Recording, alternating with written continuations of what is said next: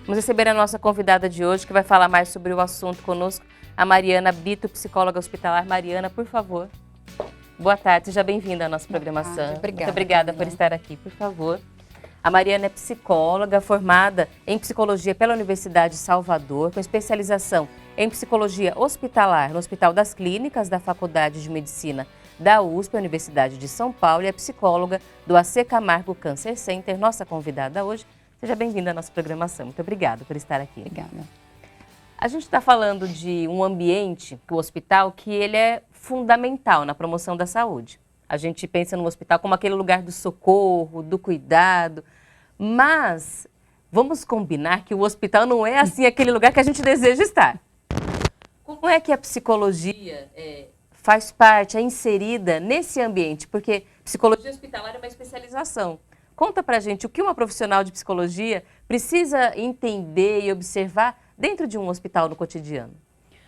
Olha, Camila, primeiro obrigada mesmo, né, pelo convite. É muito importante, né, e pra gente é muito bom ver que a gente cada vez mais tem espaços para falar sobre a saúde mental, né? Como você falou, o hospital, ele surgiu para cuidar da saúde física. E ao longo dos anos a gente foi vendo que não dá para a gente dar conta do sujeito, né, que é um ser biopsicossocial e espiritual somente pelo viés do contexto físico. Então a psicologia hospitalar, ela surge como parte integrante dessa equipe para cuidar o sujeito de uma maneira integral. Então quando a gente estuda na prática, mesmo fora da especialização, a gente tem muitos cursos hoje, livros, técnicas para entender o que basicamente, se eu tivesse que resumir, o que aquele adoecimento físico que já traz tanto sofrimento, ele impacta na nossa saúde emocional. Toda doença física, ela vai trazer aspectos emocionais e a gente precisa cuidar disso também, né? Então, basicamente, o nosso objeto de trabalho são todas as emoções, os sentimentos que envolvem aquela experiência do adoecimento físico dentro de um hospital, né? Se tivesse que resumir assim. E é interessante as pessoas observarem, porque há pessoas que vão para um hospital e que já têm algum tipo de adoecimento mental, emocional, mas o ambiente hospitalar também pode, de alguma forma, prejudicar a saúde mental de quem não tem esse tipo de adoecimento. Simplesmente por estar lá. Talvez você que esteja em casa já tenha passado a experiência de ficar internado no hospital. Ou você, ou alguém da família. E a gente, lembre um pouco de como foi isso. Não é bom, né? Assim, fica aquela expectativa de sair, a rotina, o tempo que não passa. Você observa o adoecimento ao redor. Fica entendendo a história das pessoas. Há muitas lembranças, né, de experiências sobre isso. Então, o hospital, ele pode receber, ele vai lidar de formas diferentes com essas situações. Quem já chega lá com algum tipo de adoecimento, mas ele também pode fazer alguém ficar se sentindo mal. Sim. A gente tem, eu até brinco com os pacientes, assim, quando estão perto de alta, que eu falo que é o único lugar que a gente fala, vai e não volte para cá. O hospital, a hospitalização em si, né, ela já é geradora, potencializadora, desencadeadora de muitas emoções ali que vão ser experienciadas, né? A própria internação de 1 ou 2 dias, a gente fala que tem a síndrome do jaleco branco, né? Tem gente que só de passar na frente de um hospital, ver alguém de branco já entra em estado de sudorese, de palpitação, de medo do que pode acontecer. Então isso já é meio que social aí até chegar lá. Gera uma tensão. Gera uma tensão do que vai acontecer, né? Acho que desde quando a gente é pequeno que a gente até ameaça as crianças, vou chamar o médico para dar uma injeção. E no hospital, quando ele vai em busca do tratamento, né, físico, e hoje a gente espera que ele tenha esse tratamento dos outros contextos também, ele pode até não estar passando por nenhuma outra questão emocional mais importante, como você falou. Mas só o fato de estar internado, longe de casa, longe da sua vida, da sua rotina, né, com muitas perdas que o próprio adoecimento já traz, ele pode sim desencadear, a gente sabe, né, isso não é só da minha experiência, a gente tem isso na literatura, estados de estresse muito agudos, né? E aí daí desencadear um TAG, que é o transtorno de ansiedade generalizada, quem já tem depressão, né, desencadear isso. Então pode sim surgir alguns outros acometimentos emocionais e psiquiátricos provenientes do próprio ambiente hospitalar, do estresse. Do processo todo, do pacote de complicações enfrentadas. Exatamente. E aí é um tipo diferente, porque tem um objetivo, tem uma causa específica. A do adoecimento, as preocupações todas em torno, diferente de um quadro que talvez seja anterior, que seja mais complexo, multifatorial. Mas a gente vai continuar falando sobre isso, que não deixa de ser um sinal de que a pessoa precisa dar atenção para a saúde mental dela, porque ali há um gatilho que dispara esse tipo de reação. O que a profissional da psicologia procura nos pacientes? O que você se preocupa no ambiente hospitalar?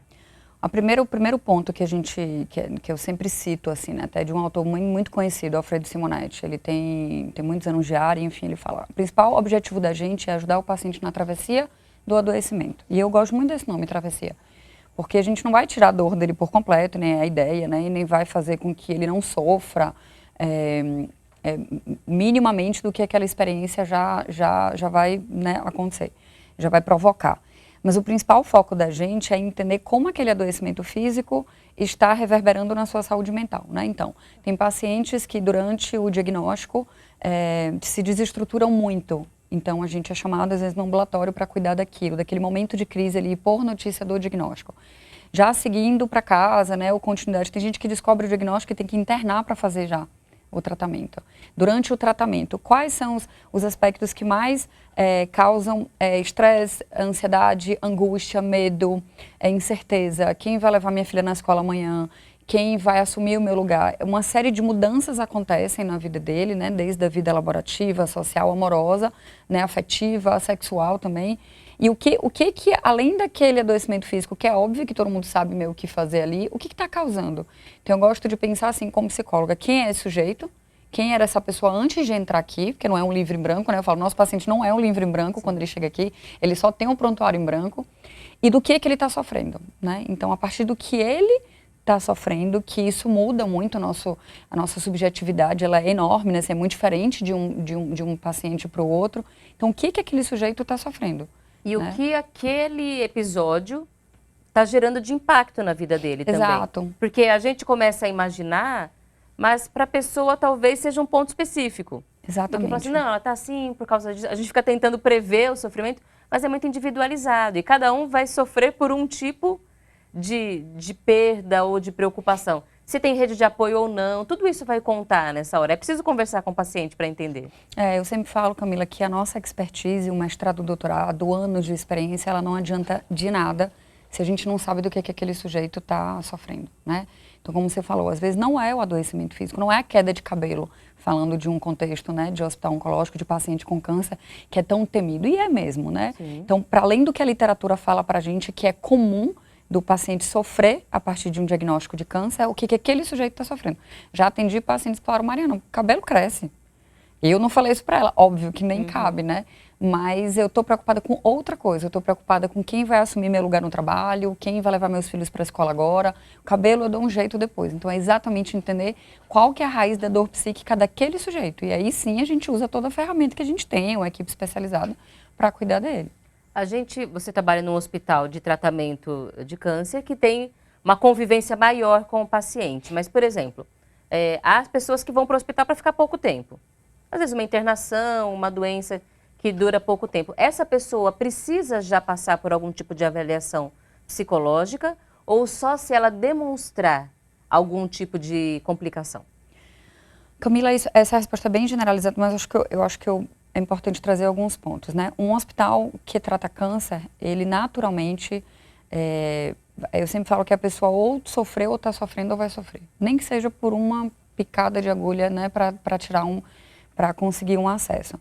A gente tem portarias, inclusive, né, que é assim, obrigatório a presença de um psicólogo dentro de um hospital oncológico. Então, por si só já responderia, mas o que cada setor, cada momento, cada paciente precisa? Eu não sou a favor da ideia de que todo paciente com câncer precisa passar por uma avaliação psicológica.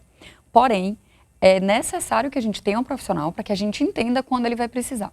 Um paciente que vai lá, às vezes, só para tomar uma medicação de um dia na quimioterapia, por exemplo, né? Ele vai lá para tomar uma injeção.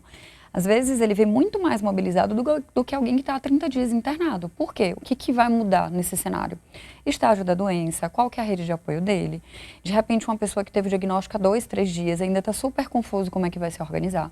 Então, a gente tem que analisar tudo e, como você falou, sempre conversar com o paciente para entender, né? Então, desde pacientes, a gente tem critérios, às vezes, para fazer busca ativa, e isso entra prognóstico reservado, né, que já não tem uma chance de cura muito bem clara, muito tempo de internação, ou uma pessoa que está passando por um estresse agudo ali no momento e que só foi para tomar a medicação no hospital dia, no setor do hospital dia do hospital, né? Então, tudo vai ser individualizado, mas isso é importante porque as pessoas às vezes estão assistindo e falam, mas eu fiquei no hospital e ninguém veio conversar comigo, da psicologia. Porque talvez não seja necessário que todo mundo passe por esse atendimento, Mas os profissionais, mesmo que sejam os de enfermagem, os próprios médicos, estão observando também. Sim. É um lugar em que, mesmo que não seja psicólogo, a pessoa vai estar sempre, de alguma forma, sob alguma vigilância. Exato. É um olhar, porque senão as pessoas se sentem assim, mas ninguém conversou comigo, então eu não recebi um bom tratamento. Sim. E não é exatamente isso, é só para a gente tirar um pouco desse peso, né? Que não precisa Sim. passar exatamente por uma avaliação psicológica. Exato. A gente tem o que a gente chama de interconsulta. O que é isso, né? O médico, geralmente, o enfermeiro, e aí varia muito de cada instituição. A gente, na Nossa Camargo, a gente tem uma equipe muito coesa, assim, muito atenta, né, a todos os sinais do paciente. Então, a enfermeira que recebe ele primeiro no quarto, né, a técnica de enfermagem que sinaliza, olha, toda vez que eu vou dar o banho, ele se queixa de alguma coisa e chora, e a gente vê que não é físico. O próprio médico, na avaliação no momento do diagnóstico, né, ele pode identificar, sim, um fator, e a gente chama de acionamento. Quais são os fatores que fazem com que um profissional, que não precisa saber exatamente o que eu sei, porque ele não estudou psicologia, mas a gente vai para o acolhimento. Qualquer profissional de saúde precisa saber como acolher um paciente. E aí, dentro desse acolhimento, vão surgir, né, outros fatores que façam com que ele ligue e fale, esse aqui eu tenho que passar para nutrição, esse aqui eu tenho que pedir uma interconsulta para psicologia. Então, não é que todo mundo tenha que passar, né, mas a gente tem profissionais atentos também e uma equipe que a gente consegue dar esse suporte para quem realmente precisa daquele tipo de avaliação, né, singular, para cada sujeito de maneira singular. E tudo isso que a gente está falando sobre individualizar tratamento, conversar, acolher, observar, tudo isso entra dentro desse conceito de humanização. É isso porque de um tempo para cá tudo tem que ser humanizado, é parto humanizado, é tratamento humanizado, e às vezes as pessoas não entendem o que na prática significa isso. O que significa, então, a psicologia hospitalar humanizada? O que é humanizar o ambiente hospitalar? Humanizar o ambiente hospitalar é perfeito, né? Mas a gente sempre fala muito assim, humanizar o atendimento, mas nós somos seres humanos, né? Então, como revisitar isso, como resgatar, como reconvocar isso que é nosso, né? Que é nosso. Primeiro, a humanização é um tema fundamental. A gente não tem como cuidar de gente sem falar de humanização. A gente tem uma política nacional, né, que chama Humaniza SUS, que é uma política que fala dos princípios, né, norteadores mesmo, para que a gente cuide do doente, do paciente, do cliente, da pessoa a partir daquilo. Então, o que seria essa humanização? Não é somente posar de camisa branca no Instagram da empresa, do hospital, falar do primeiro dia do ano, né, do Dia da Paz. São ações concretas, com embasamento, que visam a melhoria da qualidade, da experiência do paciente ali do adoecimento. E isso inclui várias coisas, várias ações, vários profissionais. Primeiro de tudo que eu acho é uma equipe especializada. A gente precisa se capacitar. Você estava falando aí da capacitação dos professores, né? Como é importante a gente falar da educação. E na saúde não é diferente, né? Eu sempre falo que se você é profissional de saúde, se você se propõe a trabalhar com o sofrimento do outro, você precisa se capacitar. Então, uma equipe bem capacitada, entendendo quais são as individualidades, né? Se norteando pelos princípios da política de humanização. E isso inclui também trazer... acho que a gente, né, vai até explorar um pouquinho mais isso, mas trazer ações que, dentro do ambiente hospitalar, diminuam esses fatores que desencadeiam o estresse, aumenta a ansiedade, né, aumenta o medo, mas basicamente isso. A gente pensa, o que é muito comum, especialmente quando a gente pensa na infância. Quando vão ali os palhaços, né, os profissionais que se dedicam voluntariamente, usam fantasias, contam histórias, fazem brincadeiras com as crianças, mas isso não funciona só na infância. Fala pra gente um pouco sobre o que esse ambiente pode proporcionar, comprovadamente, inclusive, para melhorar a saúde mental dos pacientes. A gente tem, primeiro acho que é importante falar das PICs, né, que são as práticas integrativas e que estão bem sustentadas aí com muita evidência científica, né, para diminuição de dor musculares, inclusive, até níveis de estresse, de ansiedade, né. Então a gente tem as PICs que são desde Reiki, acupuntura, yoga, mindfulness, que já tem comprovação, como eu falei, né, científica. Que a gente fala que é terapia complementar, de formas gerais. São essas práticas integrativas. E o que seriam, né? É importante a gente retomar. Elas vão caminhar junto com o tratamento tradicional, né, com o médico. A gente não é para o paciente deixar de tomar uma medicação, né, que o médico passa, porque ele vai entender a interação medicamentosa até com outro medicamento que está em curso para o tratamento. Mas a ideia é que elas andem fazendo com que aquela experiência do adoecimento e da hospitalização, né, especificamente, ela seja um pouco menos sofrida. Então, a gente tem essas práticas. Aí, o que seriam? Né? A gente tem um reiki. No AC Camargo, inclusive, a gente tem uma rede de voluntários, né, que a gente tem um reiki. É muito visível, assim, no dia a dia. Os pacientes retomam para a gente, falam, nossa, eu fico esperando a hora do reiki chegar. né? Isso diminuiu, que bom que eu recebi tal notícia e o reiki veio depois, né? Fiquei um pouco melhor. Até os patasterapeutas, que são bem conhecidos, que são animais, né? São cachorros, a gente parece que vai começar agora com gatos também, que vão visitar os pacientes, e a gente tem também o próprio animal de estimação, que é a visita de pet, que a gente chama, do paciente, porque é lindo, a gente vê que os pacientes ficam bem, né, empolgados, mas receber o seu bichinho, né, o seu pet, é de uma emoção, assim, enorme. A gente tem os heróis do bem também, que são pessoas que se vestem de super-heróis e vão para a ala, né, Maria, pediátrica, mas é o que você falou, o que o adulto pode resgatar também e que pode ser lúdico com o adulto. Quando a gente fala da terapia, do cuidado lúdico, não é só com criança, né? Então a gente tem esses outros fatores. Eu acho que os Doutores da Alegria são os mais conhecidos, né? Tem até aquele filme O Patch Adams que trata muito disso, como trazer um pouquinho de alegria, um pouco para amenizar esse sofrimento, né? Que a experiência ela já é tão sofrida ali dentro do hospital. Uma sensação de quando se fica internado, e eu nunca tive uma experiência de ficar muito tempo, sempre foram poucos dias, mas é de que o tempo não passa. E aí eu vou fazer agora uma pergunta na perspectiva do acompanhante. O que, como acompanhante, uma pessoa pode fazer para tentar melhorar para o doente, para o paciente e para ele mesmo, aquela sensação? Porque muitas vezes o paciente está medicado, está dormindo a maior parte do tempo, ele nem tem muita consciência do que está acontecendo, mas o entorno também sofre.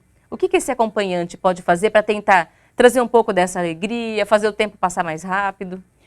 A gente precisa olhar para a família, né? O paciente, ele é reflexo da rede de apoio dele também. Quando a gente está falando de criança, então a gente tem que voltar a olhar, né, completo, assim, para os pais, para o acompanhante, para o principal cuidador. A gente tem também isso voltado para os acompanhantes, isso depende um pouquinho, né, também da instituição, do que é disponível, mas a gente tem tanto atendimento psicológico mesmo voltado aos pacientes, né, aos familiares, a gente consegue fazer isso. E a gente consegue orientar eles, primeira coisa, pergunte para o paciente se ele está conseguindo falar, se ele está acordado, né, se não está num ambiente tão restrito como as UTIs, os pronto-socorros. Primeiro, o que ele acha que faria, né, ele melhorar um pouquinho aquele tempo. A maioria das vezes o paciente também nem sabe, fala, eu nem sei, já estou aqui entediado, tanto faz como tanto fez, né, já estou bem deprimido aqui. Então, se ele não consegue verbalizar o que ele acha que faria, né, melhor para ele, tentar resgatar coisas que esse paciente já fazia antes. Não adianta, mais uma vez, a gente vir com a melhor palavra cruzada do mundo, melhor se o paciente não está conseguindo enxergar direito, não gosta, acha um saco, acha infantil. Tenta resgatar o que ele gostava, né? Tá. Não adianta a gente implantar uma prática, a gente querer, só porque tem evidência científica que diminui a ansiedade, se o paciente não gosta. Então, ou que se o paciente não consegue ler, que é a nossa realidade do SUS, né? Esses dias eu atendi até uma paciente lá, que ela fez assim, um paciente... Ele fez, Mariana, eu estou bem aqui, né? Só estou esperando o antibiótico acabar. Sei que tenho que ficar, está tudo certo. Mas eu acho que ia me ajudar aí a palavra cruzada. Talvez uma revista não, porque eu não estou conseguindo enxergar tão pequenininho. Então, entender qual que é a necessidade dele. Fui na sala, a gente dispõe, como eu falei lá no AC Camargo, né? Tanto da rede voluntária, como a experiência do paciente. A gente sempre recorre a eles, né? A experiência do paciente. A gente tem material também para dar, não só para a criança, mas para o adulto. Aí voltei para o quarto dele com um livro de caça-palavras enorme, assim, muito, muito grande, com um lápis de cor. Ele se emocionou na hora. Ele, nossa, muito obrigado pelo carinho. E eu sempre falo assim, para o paciente, às vezes é muito. Um gesto que a gente faz é muito, porque vai mudar a experiência de 3, 4 dias. A gente fala, mas não tem tanto tempo de internação, 3, 4 dias. Experimenta ficar 3 dias dentro do hospital. Dura uma eternidade. Dura uma eternidade, exato. E aí eu vou trazer agora um outro ponto que eu me recordei, que é, muitas vezes, quando uma pessoa fica por muito tempo no hospital, ela deixa de receber visitas. Ou as visitas vão ficando mais espaçadas, no começo é mais frequente, depois vai ficando mais espaçadas. A visitação faz diferença na saúde emocional do paciente? Faz quando ele tem uma rede de apoio que é segura, né? E que vai trazer tranquilidade e calma. E isso não quer dizer que vai falar o tempo inteiro que está tudo bem, porque no hospital nem sempre está tudo bem, né? Tem pacientes que infelizmente desorganizam mais quando alguém da família chega. Então, mais uma vez, voltar para ele. Quem você quer que venha? Às vezes é difícil para o paciente falar, né? Não, mas minha filha, ela trabalha muito, meu filho trabalha muito. A gente fala, poxa, mas já tem 5, 6 dias que não vê ninguém, o segundo fim de semana repetido. Porque também, dependendo do tempo, é difícil mesmo para a família manter uma frequência, né? Porque trabalha, porque precisa organizar, assumir tarefas que aquele paciente fazia. Às vezes está em outra cidade. Às vezes está em outra cidade. Então, a gente sempre conhece a história do paciente, pode recorrer ao serviço social, com uma equipe muito parceira da psicologia, e entender o que é possível. A gente pode convocar também esse familiar, né? E entender qual que é a relação que tem com ele e até falar, poxa, ela citou que estava sentindo falta da senhora, do senhor, é possível vir, não é? Que também não adianta encher de esperança o paciente que aquele familiar vai vir, porque às vezes não consegue, né? Então, acho que entender um pouquinho da história dele e trazer essa visita, porque quando realmente tem um laço afetivo anterior, ela é, vale a sim, pena. Vale muito a pena, é muito suporte para o paciente. Eu sempre falo, a gente não pode fazer o papel da família, né? Com a maior expertise que a gente tenha, não tem como. Mas é interessante porque você já traz o olhar bem realista. Se há conflitos anteriores, os conflitos continuam acontecendo. Tem paciente que fala, não traga minha mãe não, tadinha, que ela não tem condição de estar aqui comigo, vai me desorganizar mais. Se não, é muito benéfico. E aí a gente vê a importância de realmente, nesse momento, se preocupar em cuidar de todo mundo que está envolvido e fazer o que for possível, sem tentar, não, tem que ser assim ou daquele jeito. Às vezes a gente se equivoca, então é importante perguntar para a pessoa, entender o que ela está passando. E aí eu vou trazer aqui, para concluir a nossa conversa, mais um personagem dessa história, que é o profissional. Para quem fica por um tempo no hospital já não é fácil. Para quem trabalha lá dentro, talvez se acostuma com a ambiência hospitalar, ou é preciso um cuidado especial também para o profissional que atua lá dentro? As duas coisas, Camila, a gente se acostuma. Eu estava comentando antes de começar, eu pisei os pés no primeiro hospital em 2006, quando eu estava antes de entrar na faculdade, no último ano de faculdade, na verdade. Tem mais de 15 anos já que eu estou. Então, a gente se acostuma, e por um lado a gente precisa se acostumar, senão a gente é tomado por um sofrimento muito grande e a gente não consegue se distanciar a ponto de conseguir cuidar do paciente. Então, é importante a gente se acostumar, mas também manter uma distância para que a gente consiga ainda ter acolhimento, ter empatia, mas que a gente consiga exercer, né, nosso papel ali. E, por outro lado, que é o mais importante de todos, é a gente ser cuidado, né? Não adianta a gente falar que uma equipe não fez tal coisa ou que não estava atenta e não entender o que tem por trás de cuidado para aquela equipe, né? A gente tem muitos programas de cuidando de quem cuida, que a gente fala assim, né? E lá na instituição a gente está entendendo também o que é possível. A gente está falando de um hospital que trata o câncer, que trata de muitas perdas, de muito luto. Sim. Então, como é que é ser profissional sem cuidar disso?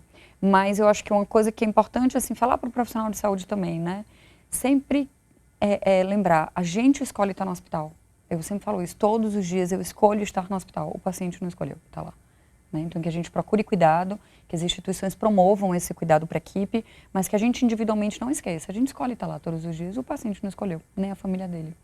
E aí a gente vai olhando para cada um e entendendo que cada indivíduo precisa. É importante lembrar que todos somos humanos. Alguns estando lá porque é o trabalho, porque se dedicam a isso por opção, outros porque são obrigados pelas condições da vida, mas todos humanos e precisam se cuidar, e essa inclusive é uma vantagem, porque é assim que a gente se conecta. Sim. É assim que a gente consegue despertar esse sentimento que vai ajudar uma pessoa a se sentir melhor e a realmente ter uma melhora na condição de saúde, mesmo estando no ambiente hospitalar. A gente agradece a nossa convidada Mariana, seja sempre bem-vinda à nossa programação. Obrigada por trazer para a gente esse conhecimento. Muito obrigada. Eu que te agradeço, Camila, pelo espaço, pela oportunidade de falar de um tema tão importante, né, que é a saúde mental.